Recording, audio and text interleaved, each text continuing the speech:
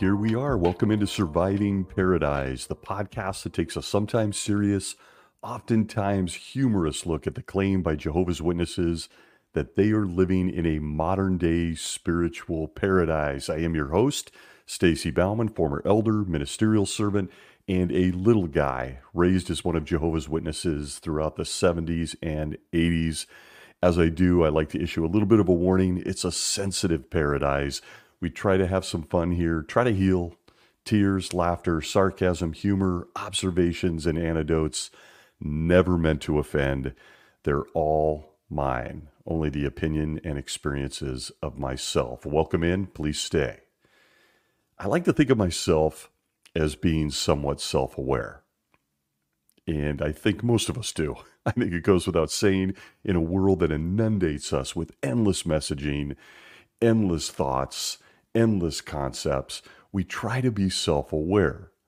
I've often found myself wishing I just had some other talent, something more profound. I don't know, like writing great songs, have a great voice, or maybe looking like Henry Cavill. None of it happened. So here I am. I'm a little bit self-aware. And I hope and think that probably all of us feel that way. I pick up on things that other people's miss. Cool. That's about all I got. But I also share this to prove a little bit of a point. I still miss stuff about myself all the time. Do you have a similar experience? I mean, we walk through life thinking we're so self-aware and we're recognizing and what's happening and we can read a room and we know who we are. But the reality is I miss stuff about myself all the time. Even as I pride myself on being brutally honest with my own shortcomings or mistakes, I've come to realize that all of us are only self-aware to a point. That's just my experience. As an example, I'm going to give an example here. I listened back to this crazy show before posting to check the audio and the problems, make sure it was a quality recording. And I got to admit here and now, it never fails. I cringe listening to myself several times as I realize more often than not that my OCD shows up repeatedly on this show. I know people have told me I've gotten the notes. Thanks. See what I did there? I love the irony. And I can belabor a point. I admit it. I'm self-aware enough to note, I do that a lot. But here's the thing. You never realize you're doing it in the moment. I certainly don't. So making my claim to being self-aware somewhat flawed, inaccurate. So first of all, I want to say, using that example, I apologize. Second, this concept of self-awareness and what we can see in ourselves and around us is an intriguing one. It's a fact of life from where I sit that despite our best efforts, we can't always see what is right in front of us. Why? Clearly, using this show as a platform, this is especially true when it comes to Jehovah's Witnesses. And might I add, it becomes an even bigger problem when you were born into the religion and raised as a Jehovah's Witness. Your mind has literally been molded to not see the obvious. Without question, the governing body of Jehovah's Witnesses has messed with our vision. And in the famous words of William Shakespeare, eyes are a window to the soul. Capture someone's vision, and you've captured their soul. But who needs Bill Shakespeare when you can go to the creator of vision himself, Jesus Christ? And Matthew 6:22 through 24 of the New World Translation, Jesus tells us this, quote, "The lamp of the body is the eye. If then your eye is focused, your whole body will be bright," end quote. What can we see and what we can't see have a major impact in our daily lives. I don't think anybody's going to argue that point. Is it any wonder that the leadership of God's one and only organization spend a great deal of time trying to capture our sight and what we see From the Awake of February 2012, page 14, in their article, Wisdom for the Eye, they tell us this, quote, "The human eye is a work of art, but it is more beautiful. But it is more than beautiful. It is also powerful." The book Visual Impact, Visual Teaching says that 40% of all nerve fibers connected to the brain are linked to the retina, a thin, complex tissue that lines the inside of the eye. Jesus Christ rightly called the eye the lamp of the body. Explaining what he meant, he continued, "If your eye is simple, sincere, focused on good, your whole body will be bright. But if your eye is wicked, your whole body will be dark." By these words, Jesus was impressing upon us the power of the eye, figuratively speaking, to incite thoughts, feelings, and actions. Good thoughts illuminate one's life. Bad thoughts darken it. End quote. And then the governing body on all things vision and sight continue with the following admission from the Watchtower of 1994, August 15th, pages 5 through 7, opening eyes to the good news. They tell us this, quote, "Although we see with our eyes, it is the brain that interprets the light entering the eye. Hence, being blind is also defined as being unable or unwilling to discern or judge. This calls to mind a popular saying, 'None so blind as those who won't see.'" End quote. Powerful stuff. Even they, that being the governing body, know that if you capture a person's sight, you always capture their mind. For those of us that grew up in the 70s and 80s, we grew up recognizing this rather subtly or not recognizing it at all, as depending on your age. We witnessed their attempts to capture our vision in real time. For those of us that were around during that time period, the publications during the 70s featured drab, two-colored illustrations. I know the younger generations aren't going to relate to that, but they were really boring illustrations per se. I've mentioned the Paradise Regained peach-colored book many times on this show. It had some epic illustrations on its pages for those of us that remember, including a beardless Jesus on the stake. And who could forget the inside cover shots of the book, one of which included a little girl, her doll, and a puppy being swallowed by an earthquake at Armageddon because, well, she wasn't a Jehovah's Witness. She deserved it. Not kidding when I say that these images are still vivid in my mind, only proving the point that if you capture someone's eyes, their sight, especially as a young child, you capture their mind. But for this little guy, my world changed in 1978 during this time period, when I discovered 3 letters that would rock my world as I entered puberty. No, not the 3-letter word you're thinking of. I had already learned how bad that word was. This was a 3-letter acronym, actually, courtesy of the governing body. In the Awake of 1984, April 22nd, pages 21 through 27, was a series on MEPS, MEPS, an exciting leap forward in publishing. I just realized it was a 4-letter word. That wasn't funny after all. But MEPS was a very big deal. They tell us this, quote, "In January 1978, printing on rotary offset presses was begun at the headquarters printery of Jehovah's Witnesses in Brooklyn, New York. The first publication was the color illustrated, wait for it, My Book of Bible Stories," end quote. 1978 was an epic year for those of us that were around for it. Oh yeah, the book that captured our imagination, as they said, with color illustrations.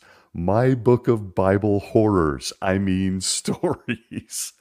I learned more about Jehovah from that book than any other publication they'd put in front of me up to that point, including little tidbits like what a woolly mammoth looked like in Noah's day. There he was inside my book of Bible stories on a mountaintop right next to tiny little babies cradled in the arms of their mothers. They were all very, very bad, and they all got to be drowned forever. It was the flood story in my book of Bible stories, and it was my first exposure to this sort of thing.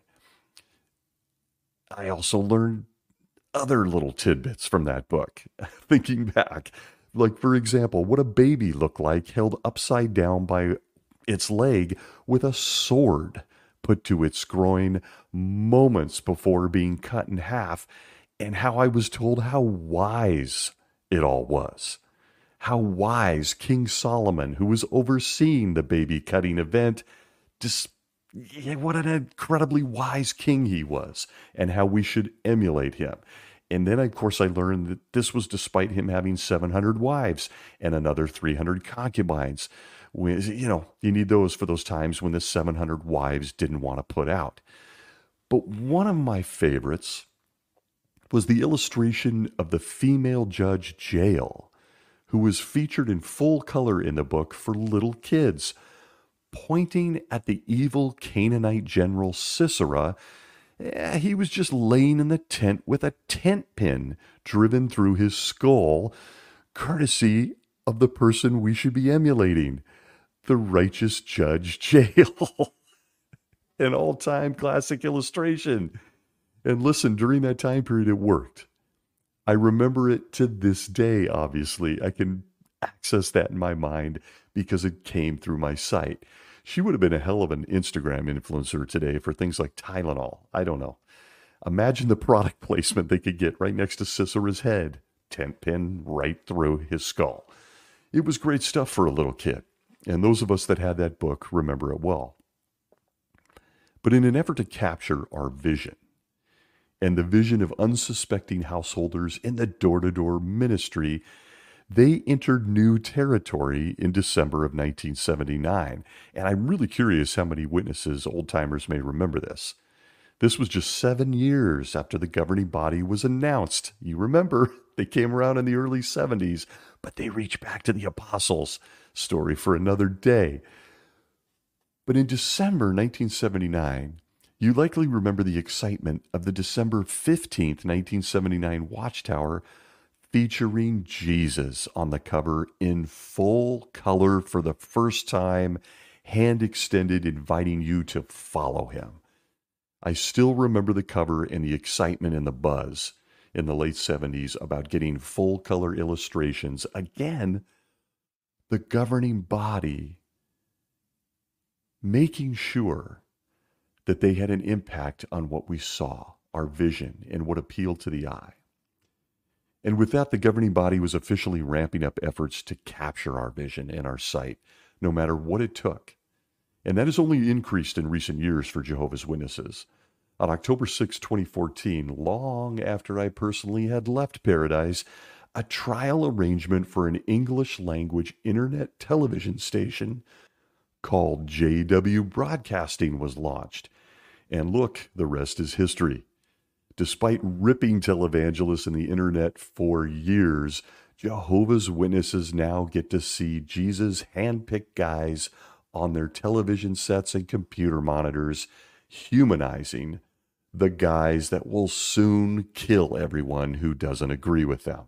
We get them in full color. And their efforts to capture our sight won't stop there. They want us all to walk in the sandals of those that came before us.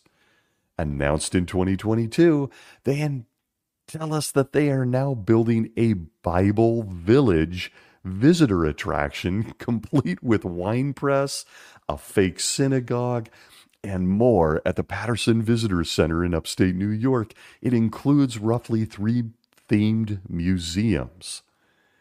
And in the announcement on video, Paul Gillies, the speaker on the big announcement, I guess, called it an immersive experience. And I got to tell you, when I first saw this, we've come a long way from the Bible Stories book. And I'd love to know if, I don't know, every day at noon they'll be featuring a reenactment of pushing Jezebel out the window and watching dogs eat her. I don't know. But it crossed my mind. Look, it made a big impression in 78, and now that you've got video and theme parks, I'm guessing there's some shows. They're competing with Disneyland after all, and who doesn't want to see, I don't know, a musical featuring Jacob's sons circumcising their enemies and then killing them while they're lying around with a cold bag of peas on their manhood. Ugh. Can you imagine the songs they could come out with that story? See the musical every day at 1 p.m. at the Patterson Visitor Center. It's just insane. It's insane.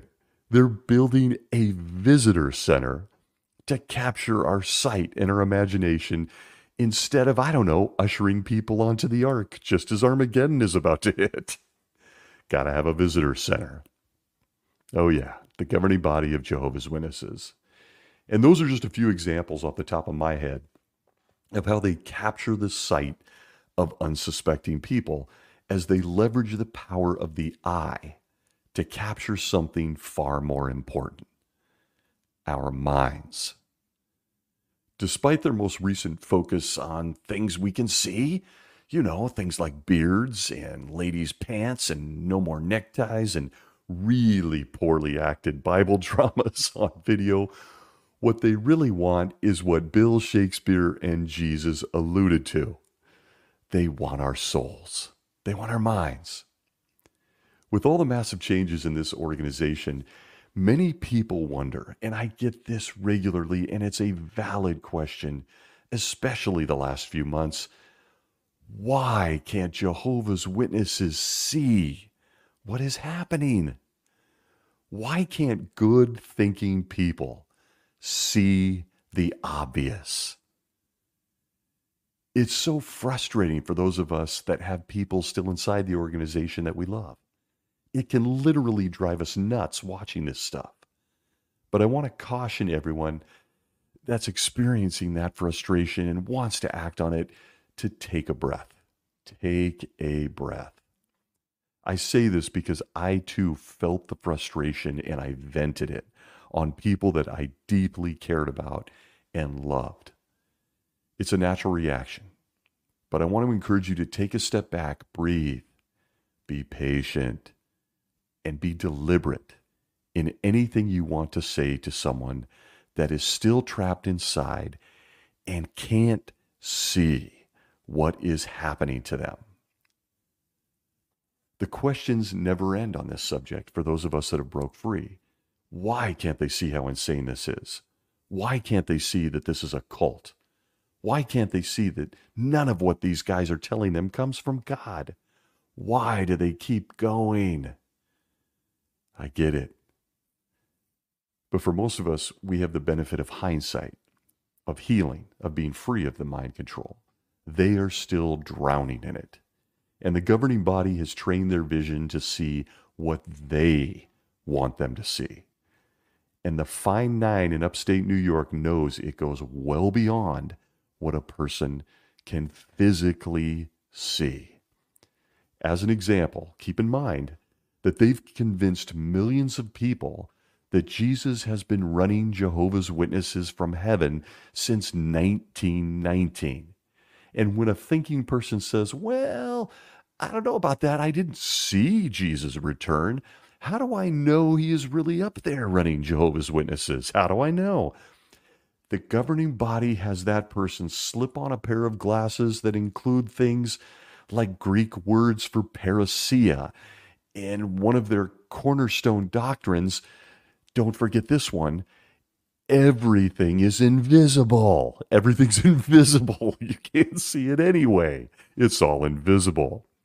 You see, when you can't show them physically, you shift gears to everything being invisible. The governing body's gone out of their way to claim the guy that created human beings, Jesus Christ himself, and knows we are all very driven by physical sight because he created the human eye, that's right. He made us the way we are, and you remember, he made sure to show us that he understands how important seeing things is to convince us of things when he included, a story about one of his apostles and current kings in heaven, Thomas, in the Bible. You remember the story with Thomas. Thomas was having doubts after missing the meeting that week and not actually being present to see Jesus return for himself. The account comes from John 20:24 through 29 in the New World Translation, where it tells us, quote, "But Thomas, one of the 12, who was called the twin, was not with them when Jesus came. So the other disciples were telling him, 'We have seen the Lord.' But he said to them, 'Unless I see in his hands the print of the nails, and stick my finger into the print of the nails, and stick my hand into his side, I will never believe it.' Well, 8 days later, his disciples were again indoors, and Thomas was with them. Jesus came, although the doors were locked, and he stood in their midst and said, 'May you have peace.' Next, he said to Thomas, 'Put your finger here and see my hands, and take your hand and stick it into my side, and stop doubting, but believe.'" End quote. Wow. It seems as though Jesus understands the very people he made, and including their organ known as the human eye, is incredibly important to their experience and their faith, their minds and hearts, that they need to see things. I don't think he needed to return. I don't think he needed to show Thomas this, but he gets it. And it's just another one of those small details the governing body misses when reading the book written only for them, allegedly. Thomas was just like the rest of us, and will Jesus do it? In fact, he so knew it that he showed back up with a gaping wound in his side so Thomas could stick his finger in and see it was him. Incidentally, this is also a great story for never missing a meeting and why you should always make your return visits. But put that aside, Jesus came back just because he knew Thomas had to see for himself. But the 9 guys in New York just love a good story, including one people should give their lives for. And that includes a whole bunch of invisibility. Everything's invisible. It makes it a whole lot easier on them. Jesus goes on to say, "Happy are those that can see him and believe." And well, that's all the governing body needed to hear. Now, with anything and everything they teach Jehovah's Witnesses, including things like, new light, Holy Spirit, the appointment of elders, how anointed people know they're anointed, and even the fact that Jesus chose them in 1919, well, listen, folks, it's all invisible. You don't need to see it. You don't need it. And so when trying to catch our eye and our minds, they now have a precedent to draw from. It's all invisible. And you learn this from a young age as one of Jehovah's Witnesses. You don't have to see it. You just need to believe it. You're not even to question anything these guys tell you, any of it. And much of that dynamic leads to the frustration we have all experienced or are currently experiencing. The frustration of watching good, thinking people we love trapped inside a cult gone crazy. And it is an incredibly, it's a gut punch of an emotion. When a Jehovah's Witness even questions or doubts what their eyes, and by extension, especially their minds, are telling them, they're immediately redirected, dare I say, refocused on how their spiritual eyes, the spiritual eye, is more important than their physical eye and physical sight. From the Insight on the Scriptures, page 343 and 344, under the subheading Spiritual Blindness, the governing body tells us this. The Bible attributes, quote, "The Bible attributes for greater importance to spiritual sight than to the physical.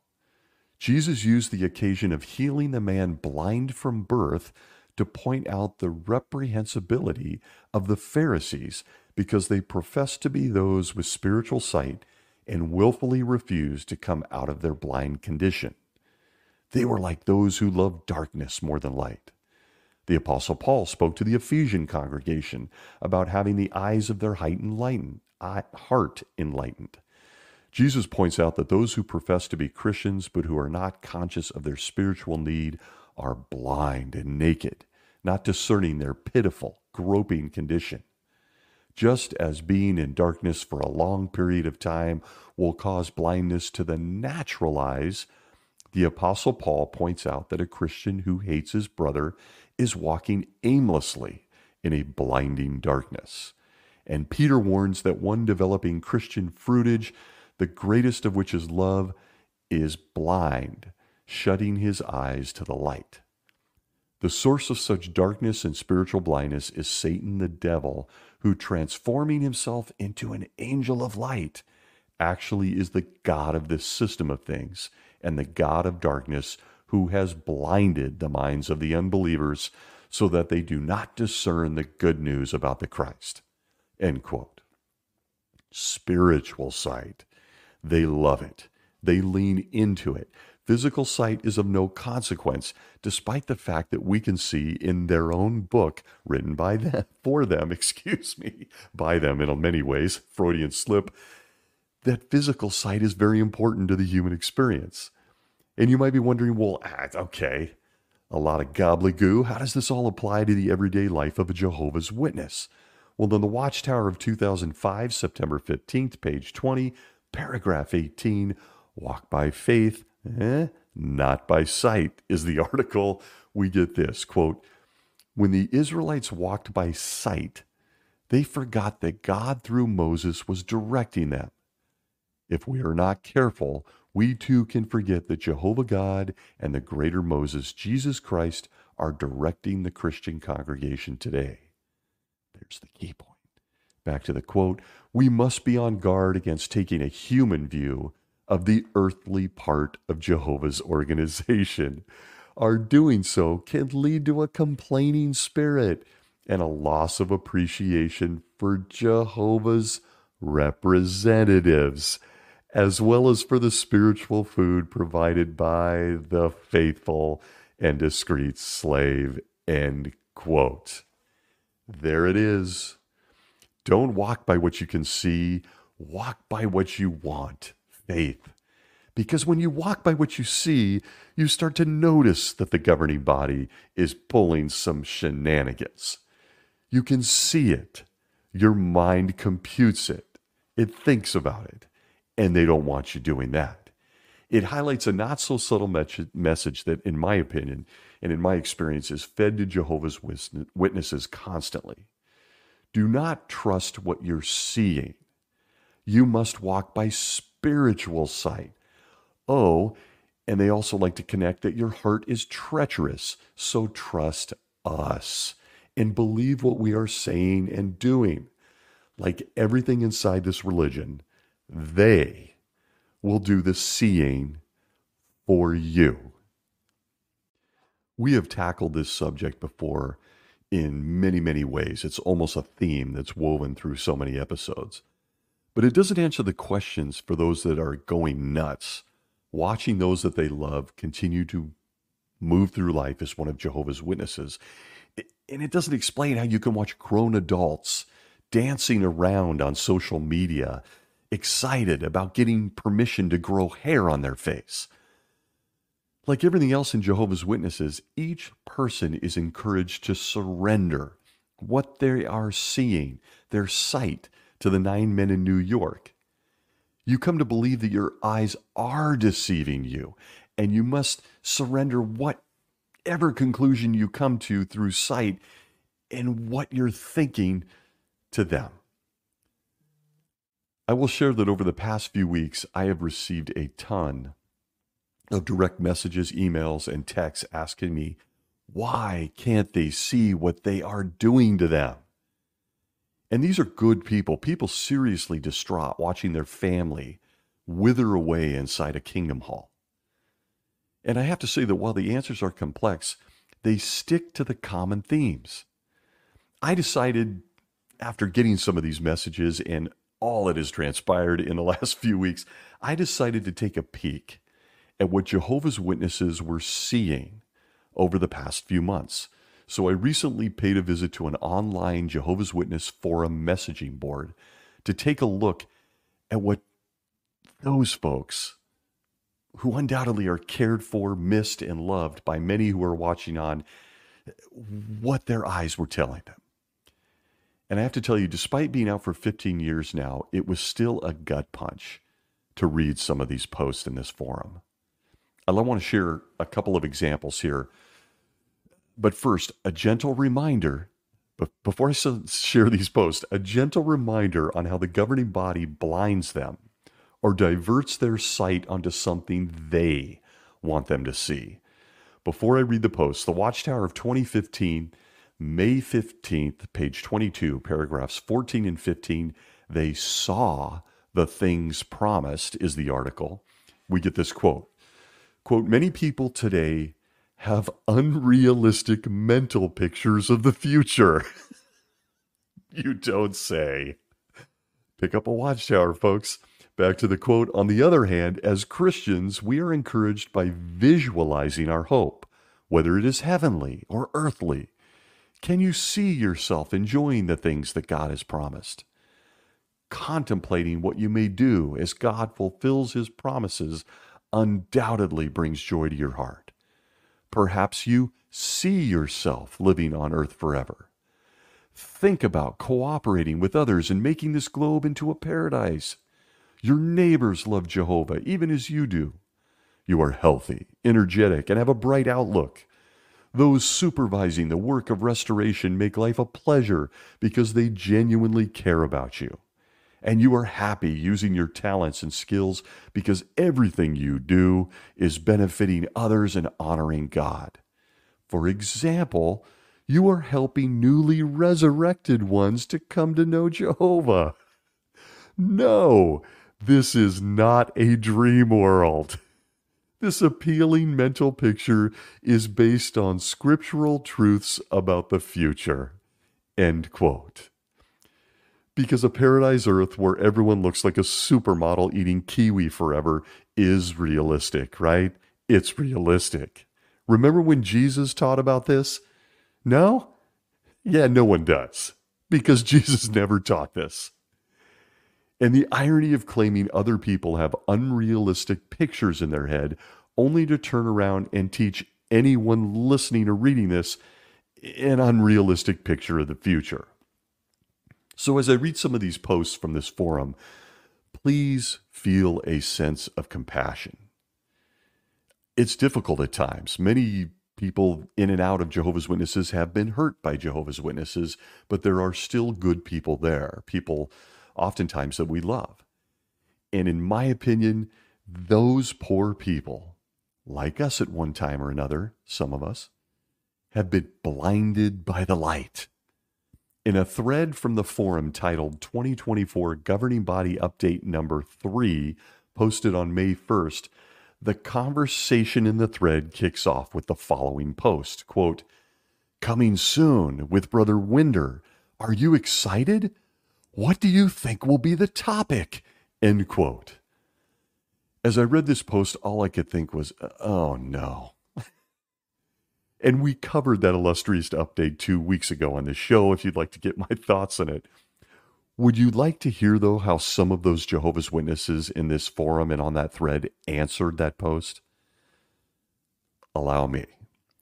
One sister from Florida posted in response, quote, I would like how much time will pass between the Great Tribulation and Armageddon, and how, or rather, why the governments will forget us at first when they destroy all religions. I am intrigued. We are so visible. End quote. Ugh. Wow. Another sister, by coincidence, from New York posted the following response, quote, of course, the question, remember, is how excited are you for this update? What's Brother Winter going to talk about? She responds again this way, quote, Possibly the confirmation that we are nearer than we think. Hold on, stay faithful. We are almost there. Possibly pointing out the increase of violence as never before. Also, maybe comfort and encouragement. Violence today is happening so fast, it is snowballing. It comes in clusters. Did anyone see what those monster tornadoes did in the middle of the country? It obliterated towns and killed 4 people. I know Jehovah will resurrect us if we are caught in this horrific climate change. However, it does not allay my fears and concern for our brothers all over the world. When I sit down at my dinner table, I often wonder whether the friends have the necessary food. When I when I buy clothing, pants, better yet, trousers, I often wonder, do our sisters have enough clothing? My mind is always like a windmill, forever wondering, forever praying, come, Lord Jesus, come. End quote. Ugh. And there it is. Just 2 examples from responses on this forum. You can see that what they took in through the eyes for undoubtedly years or decades inside the organization continues to impact their minds. It's all they can think about. It's all they see. And I could keep going, but I think we recognize the pattern, and it is so sad. That daily schedule administered by the governing body is not overcome in a day, even upon those that leave. It's very impactful. And when you're wondering why can't good people see what these guys are doing to them, please remember this. With constant repetition, people are consumed. And the governing body has become masterful at capturing the eye. They can't see it because they're not taught to see it. They're taught to see the opposite. And it impacts their minds. And I know I'm not breaking new ground here with these thoughts. It's just been on my mind.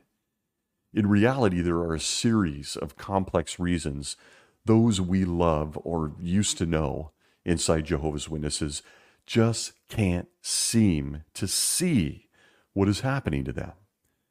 When I left 15 years ago, I was true to myself, and not in a good way. I got to be honest that I was over the top angry when I realized that I had been duped by this organization. And for the Jehovah's Witness buddies or family that were closest to me, I got to be very honest on this show. They got the brunt of it. And I want to say to anyone listening that might be waking up and can't wait to call their Jehovah's Witness family and friends and unload on them everything they've realized or are discovering about the organization, here's my advice. Don't do it. They can't see what you're talking about. You will likely alienate them. They're not ready. And to be very honest with you, depending on where you are in the process, neither are you. I wasn't ready. And I went nuts with my own emotions when I realized that I'd been blinded by the light. And I wanted to make sure that I opened that door to that dark room and blinded everybody else alongside me so that they could get out too. And it's not a good thing to do. But it was during this time period that I needed answers. I needed to know why everyone, including myself, had been consumed by this stuff, had been blinded by their light, and couldn't see the obvious. Why couldn't I see it? For decades, all those doubts and questions I had over the years that I just pushed down. The truth is, the answers aren't simple, and it has been studied and studied. But here are at least a few things that I learned along the way on my journey out, along with some references. When you want to go and shake that Jehovah's Witness that you love immensely or that you miss, please take a breath and come back to some of these studies before you do it. I personally took a look at the work by Alexandra Stein, the doctor, who currently teaches social psychology at the Mary Ward Center. She was previously an associate lecturer at Birkbeck University of London. And her research focuses on the social psychology of ideological extremism. Can you think of where this might be going? In 2002, she published a memoir, excellent book called Inside Out, a memoir of entering and breaking out of a Minneapolis political cult that had a lot of fascinating insights that felt all too familiar to me when I got it in my hands. But her most recent book is titled Terror, Love, and Brainwashing, Attachment in Cults and Totalitarian Systems, which was published in actually 2016. And I'm trying to do my best to summarize some of what she shares, but you can find a full write-up at aeon.co, that's aeon.co, online. She goes on to relate that she, quote, joined a Minneapolis-based cult called the Organization. Doesn't that sound familiar? Believing I was to contribute to their stated goal of social justice, a value instilled in me by my family. However, what I actually did revolved around them.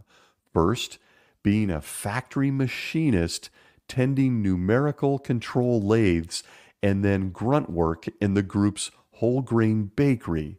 We did at least make some good bread, she says, and finally writing business computer systems.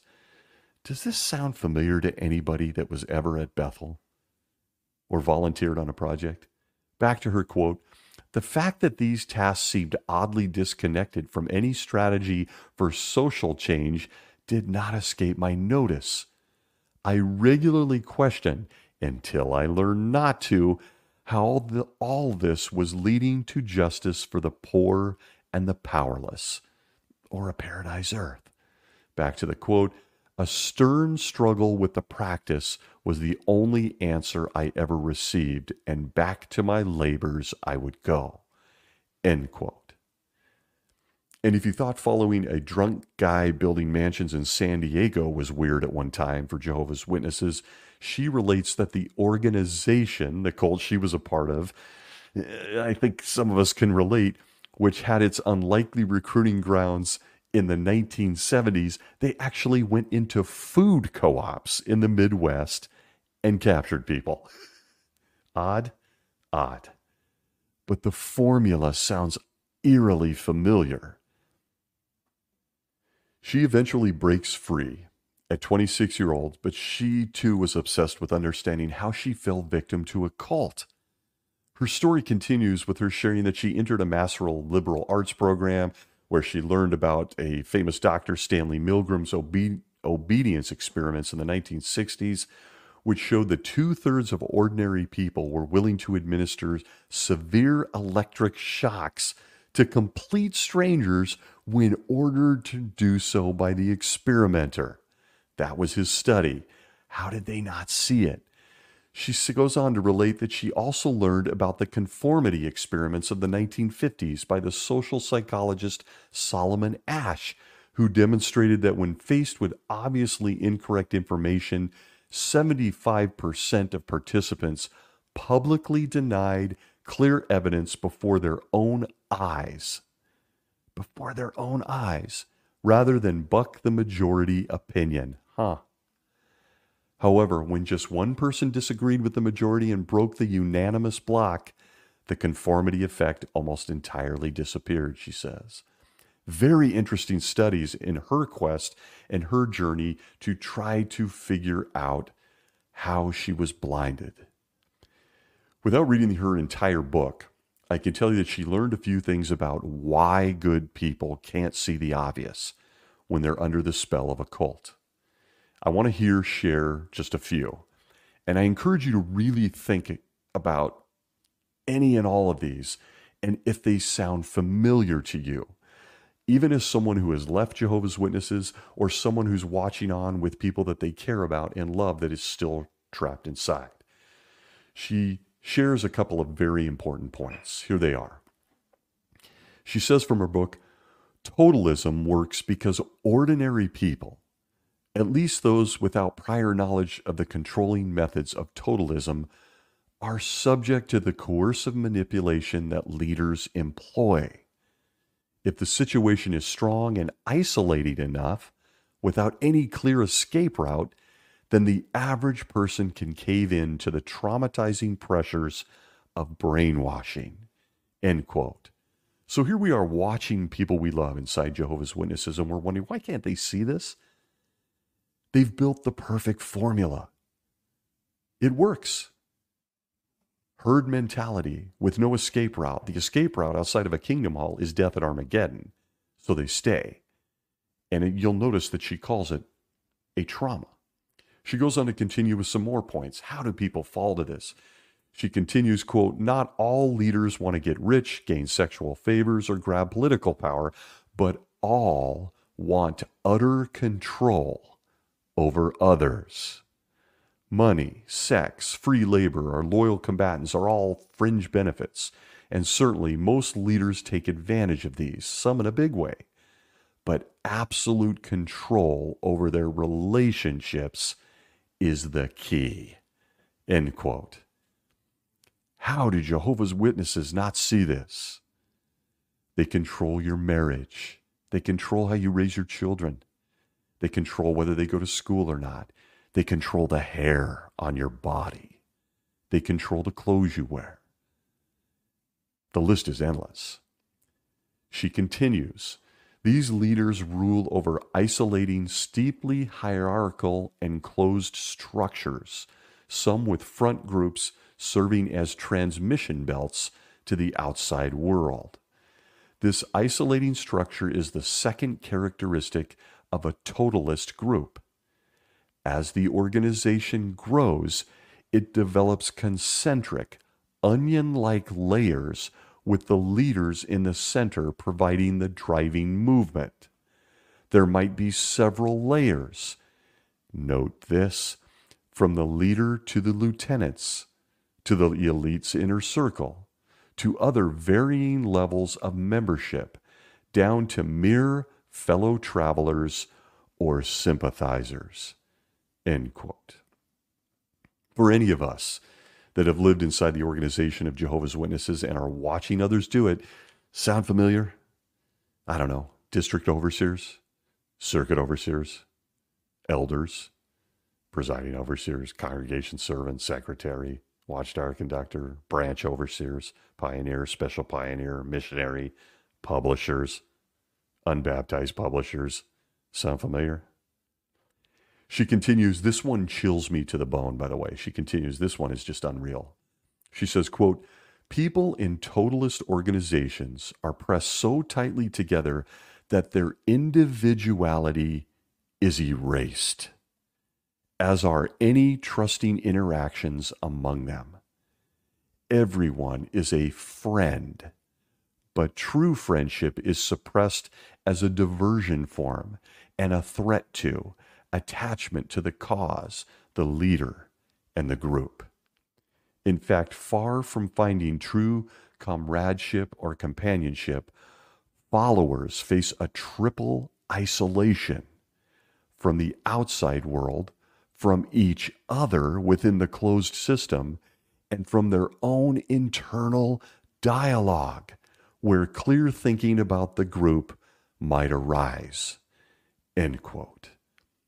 What a chilling and powerful description of the dynamic inside every kingdom hall you will ever visit of Jehovah's Witnesses.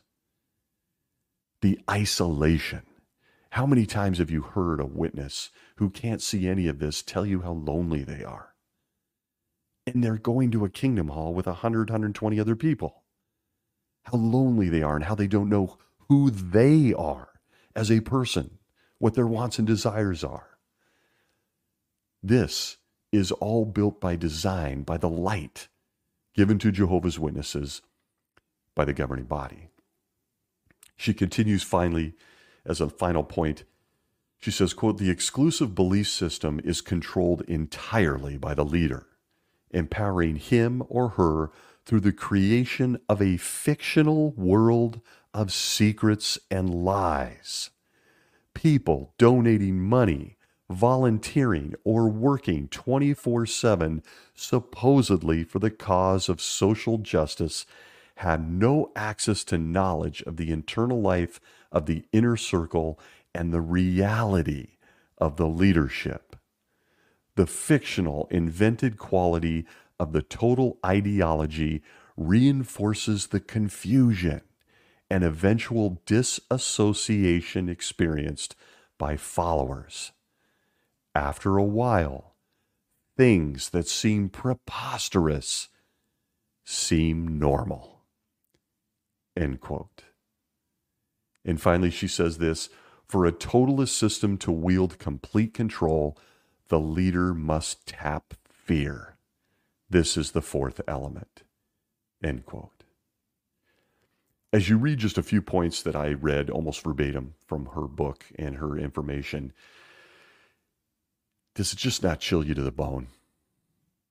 In recent weeks, we've watched people dancing around about pants and hair on their face. And over the last few decades, we're learning that the faithful slave is just 9 guys and that generations overlap and everybody just swallows it. They can't see it.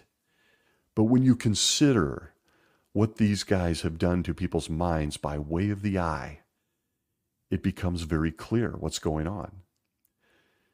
For those of us painfully watching good people miss what is right in front of their face, remember what Dr. Alexander Stein says next. She says, quote, the follower's disassociation and disorganized emotional attachment to the leader or group makes it extremely difficult to look clearly at what is happening.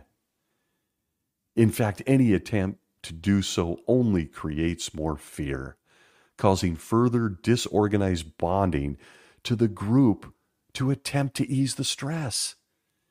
Different groups have different fear-arousing themes and methods. For example, the oncoming apocalypse, fear of outsiders, fear of punishment, and exhaustion, among many other types of threatening strategies. But the leader is always the sole savior, the one who will lead them away from or through the fear they are experiencing to a wonderful safety, to paradise, to a perfect, transformed world. End quote. And it's highly likely that I will come back to that quote many times as I keep doing this show. It is an apt description of the 9 guys in upstate New York, whether they even know it or not. And I'm here to say that I fully believe they do. What an incredible observation by someone who lived through and survived a cult and now studies them. They whip up the perfect vision for Jehovah's Witnesses and capture them. Have you seen this in someone, even yourself, that you love, that is currently a Jehovah's Witness or is out? You know what I speak of, that look in their eyes when you bring anything up regarding the organization, the way they avoid it, that glazed over look they get in their eyes, how the conversation trails off and ends. Is it any wonder they're dancing around about things like beards, pants, and really, really bad music songs and videos now? They're so excited. Yay! You can go on these forums and see them like I shared here. I wonder what Brother Winder's going to give us today. It's a stunning look into what they've done to people for decades. And when we get frustrated and we're watching all of this, and we look on in horror, and admittedly, we laugh at times. We have to. I believe in laughing. I think it's important to remember what is really happening to mostly really good people. It's okay to be frustrated. But my only piece of advice, at least from my experience, is to slow down. The last days have been going on for 110 years now. So really, folks, there's no hurry, aside from the time we might be missing with a loved one. It's very important as we observe all of this to be the answer, not the hammer. And I know from experience, I made the mistake. Dr. Alexander Stein goes on to say something very profound for those of us that have loved ones that are still Jehovah's Witnesses. Please take note of what she says. She says, quote, "But there are ways out. One way is to find a trusted other, as in my case, to help you take a good, hard look at reality. Time away from the group, where thinking can be reintegrated, is another way out. Sometimes people's thinking can kick back into gear when they experience repeated counterexamples that challenge the ideology, such as receiving kindness from the enemy or seeing apocalyptic predictions fail time after time after time." End quote. What a profound book this good doctor gave us. Profound. I laugh a lot on this show, especially in the past few weeks and months. The insanity coming out of New York has been at an all-time high. And frankly, there's been times I've cried as well. I prefer the laughter. I believe laughter is really healing and allows us to vent what are really complex emotions. And I have to admit, too, I've never been afraid to cry. I'm not one of those guys. So I personally think it's important to remember that many Jehovah's Witnesses can't seem to do either. They're disassociated and worried about whether they should wear a tie to the Kingdom Hall tonight or not. They're blinded by all the light. I started out by saying that I pride myself on what I think is self-awareness. I think I'm self-aware, only to admit I too miss things about myself all the time. But I'm self-aware enough to know that a lot of very smart people are studying how this happens to good people, how good people can get trapped inside an organization and miss the obvious. The truth is this: it's not that obvious. It takes something, and it could be anything, to trigger a new neural pathway in someone's brain. But I have to say, I'm proud to agree with Dr. Stein. I too am a cult survivor, and through all the anger, all the tears, all the pain, all the big mistakes I made, I can truly say that kindness from those of us outside the trap is still the answer. It really is. And I can't mention self-awareness without mentioning one of the most self-aware people I've ever encountered, even if it was from afar. I used to daydream about meeting this guy one day on a paradise earth. True story. This guy seemed to see everything clearly. And he once said something very profound. He said this, quote, "It's easier to fool people than to convince them that they have been fooled." End quote. Thank you, Mark Twain. I know now that we won't get to have that conversation I was daydreaming about in paradise, but well, who knows, right? Who knows? I want to thank you for being here this week. And let me just say here, you get extra credit if Manfred Mann's "Blinded by the Light" came into your head at least once during this episode. Sing along wherever you may be. Be well.